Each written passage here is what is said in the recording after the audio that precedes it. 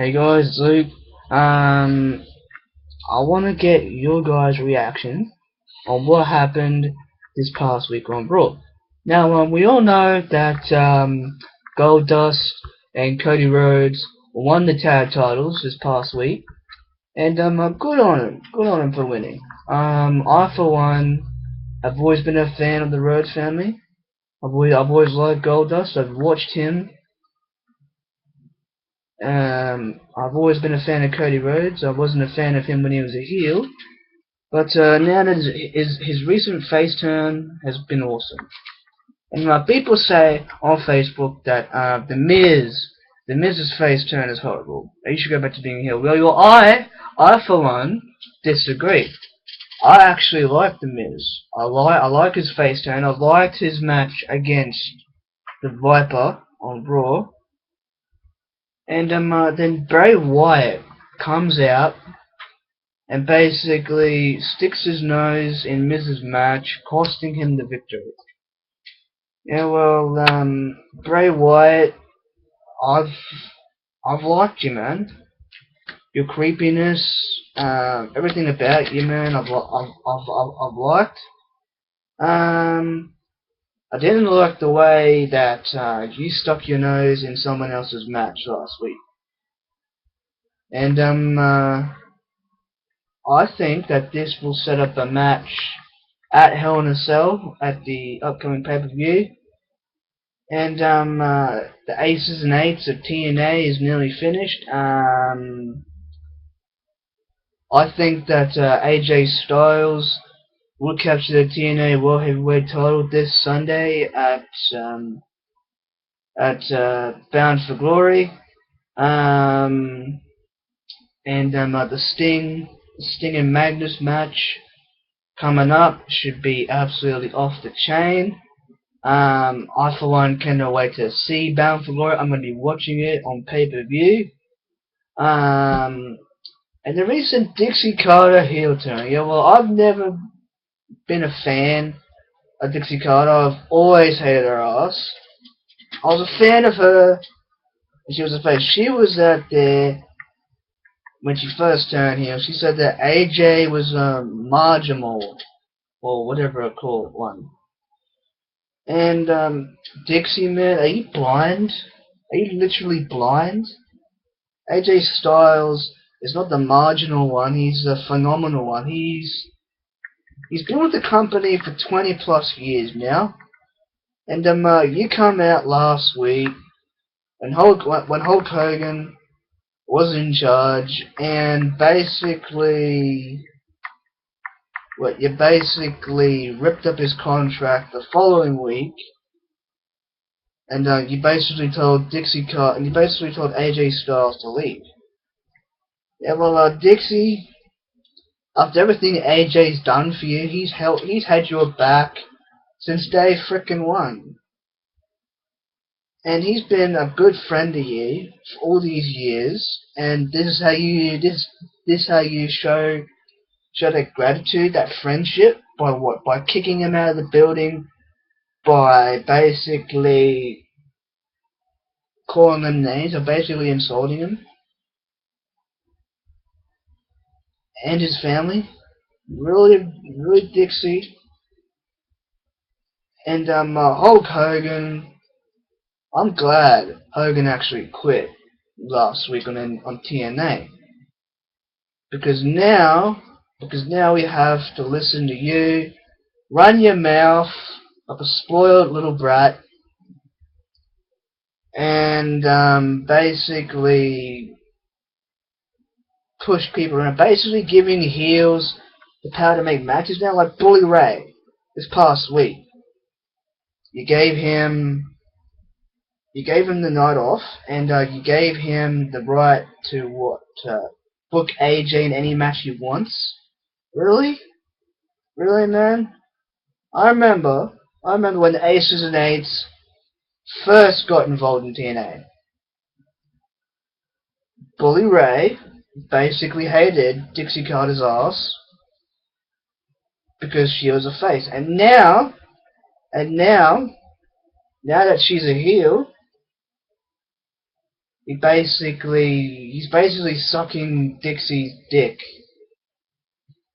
Basically saying that Dixie Carter is a good person and that she's doing what's best for business and blah blah blah.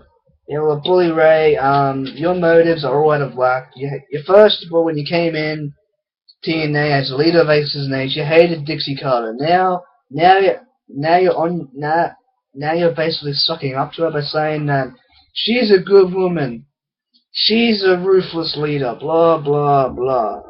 You're Bully Ray, AJ Styles will get the TNA World Heavyweight Championship from you.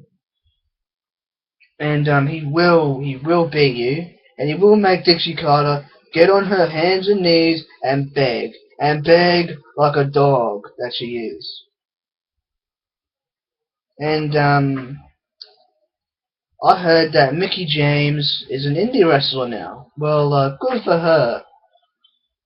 I personally liked Mickie James. I liked her crazy side when she was feuding with Trish Stratus in WWE, and I liked her face turn when she went to TNA. And the Triple H storyline in WWE with the Big Show. Well, then Triple H was saying that he was going to be the bad guy. He sat through walkouts and all the trials for the WWE Universe. And now he's basically saying that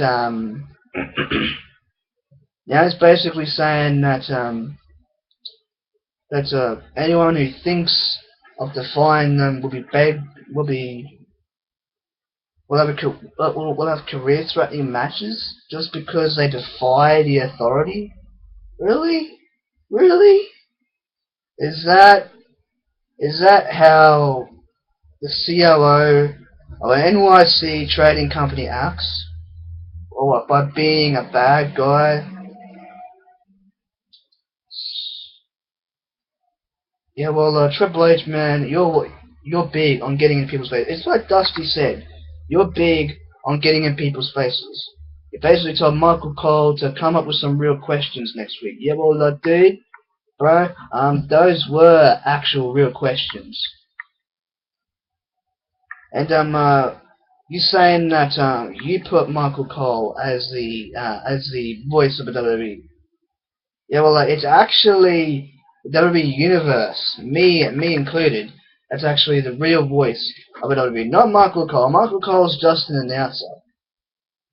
Michael Cole is just a commentator. He's not the voice of WWE. He's not anything. He's just a commentator that just sits there every week on on Raw, I should say, and basically calls matches. That's his job. That's his job, to ask the tough questions.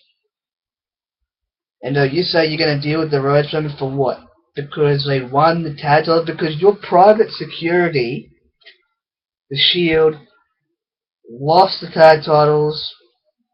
Dude, it was no DQ. You made it. I heard you say it's going to be a no DQ match.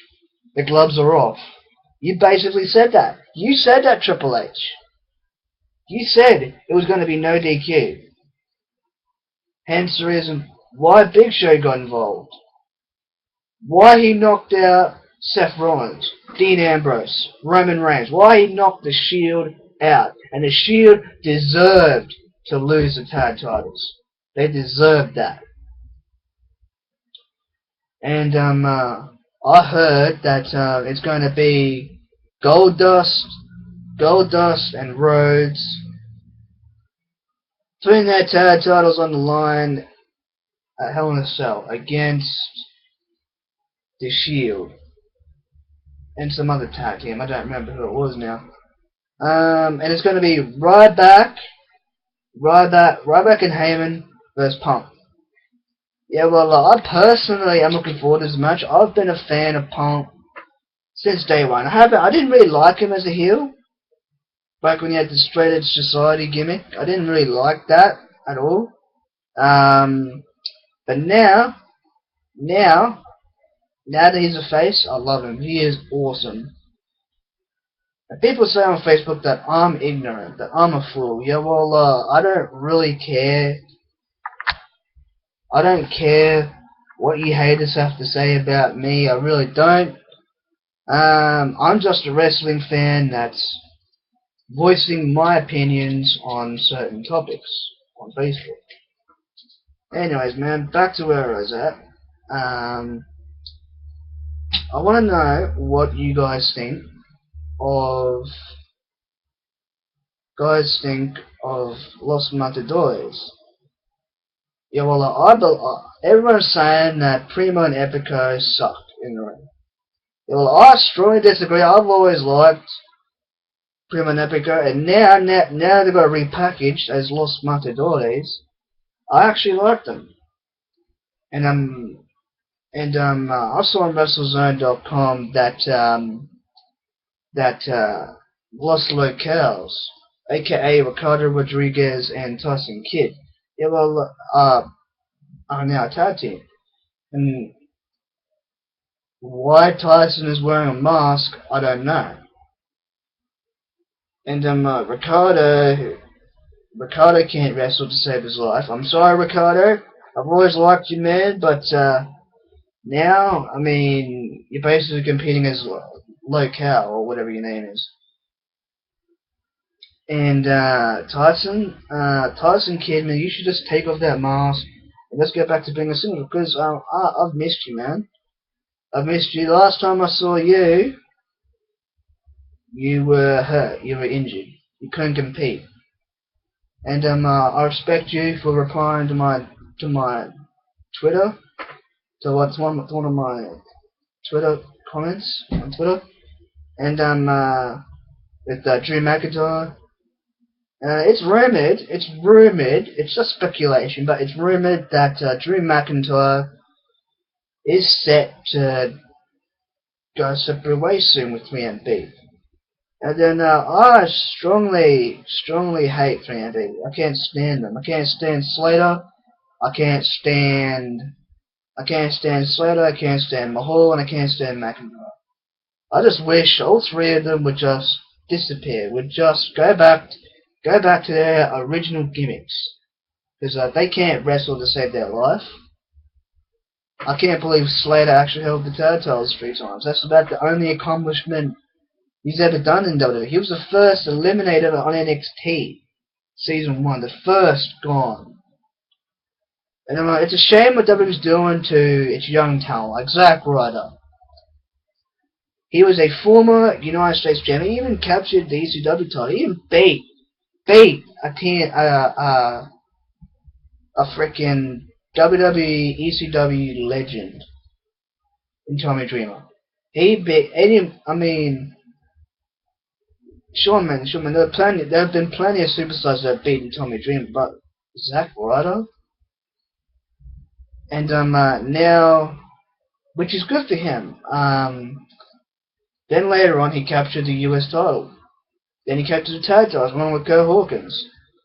And then now Zack Ryder is basically a job. He's basically losing every match, every week, a Raw, SmackDown, main event, and it's not cool what WWE's doing to Zack Ryder. It's not cool. You're wasting young talent here. And Alex Riley, basically he's a commentator now. Yeah, well, I miss you, A-Roy. I miss you in the ring. You're an awesome talent. It's a shame WWE jobbed you in the past. And the final match for Hell in a Cell is John Cena versus Burt Reed. Now, I've never been a fan of Cena. I've always hated Cena's guts. And I'm a part of the anti-C Nation. I've always been an anti-C Nation fan. I was a Cena fan at one point. But now that I've seen Cena in every main event, oh my god. I just couldn't stand anymore. I just couldn't stand seeing John Cena in every main event. Just sickened me. And now he's coming back 2 weeks after a serious tricep surgery. I mean, really? really meant we get to see Cena come back, and he may win the title.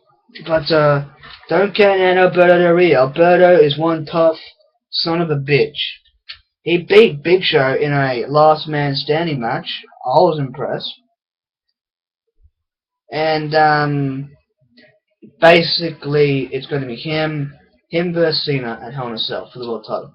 Now I'm hoping, I'm praying to God that Alberto breaks Cena's arm, breaks it off